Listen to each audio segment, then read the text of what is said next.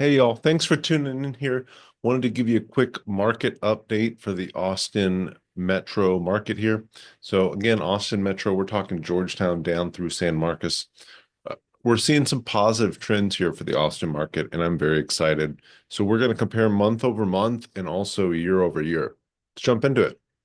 So month over month, the median sales price here in Austin, as you can see by these graphics, is up about 15 grand, which is awesome. It's great to see prices going up and in the other direction. Closed sales, we've got about 200 more closed month over month, which is also awesome. And even more awesome leading later into the year here. Typically, we see things start to slow down, October, November time, and that trend continues in the new year as the holidays are really taking up all people's time. But we've seen that go up, and that's a great deal. Sales dollar volume, it's up just a bit too. It's up a little over 200 million. Also great, good deal. Sorry, a little bit over 100 million.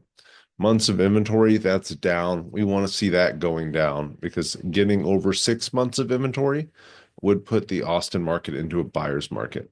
At 3.8 months of inventory, coming down from 4.8 months of inventory, that's a great sign that again, we're getting more of a balanced market. Austin for the last, let's call it decade or 6 to 8 years before 2020 was around 3 months of inventory.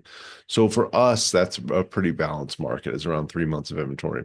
Still a pretty hot seller's market, but it's not crazy like 2021 or 2022. And it's a good place for us to be. New listings are down. That's pretty normal moving into the end of the year. Active listings are down. That's good to see. Again, that's reducing inventory, reducing listings on the market. If you're a seller, you don't want a ton of competition. So seeing that number go down is great as a seller. Pending sales, that's down a little bit too. I kind of expected that towards the end of the year. Days on market, that is up. Again, I really do expect that towards the end of the year. There's not as many buyers into the market. We will have a much better pulse on this when we can see what it's looking like here in January. So in a couple weeks, we'll have a better idea of the stats for sorry for January. Average close to list price, that's down. That's not the best. It's barely down at all. It's almost flat, but we'd like to see that going up. We want to see if you're listing a property at 400,000 or 500,000, that it's selling at 485, 490. This is saying, hey, if you listed it at 500, you might be getting 475, 450 even in a lot of cases. And that's assuming everybody prices it perfectly. So this is just telling you how it is. In reality, if your house is worth 500, there's a lot of people that are going to price it 600. And of course it's going to sell for a lot less because you're ruining your chances for that nice entry to the market. You're not getting the attention you need. And then you have a stale overpriced listing that you have to cut more than you would have needed to sell. So what does this mean for buyers? What does this mean for sellers?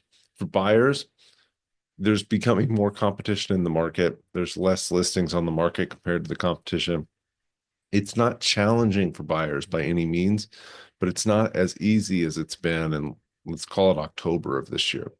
September of October this year, it was really easy for buyers. It's still a good time to buy.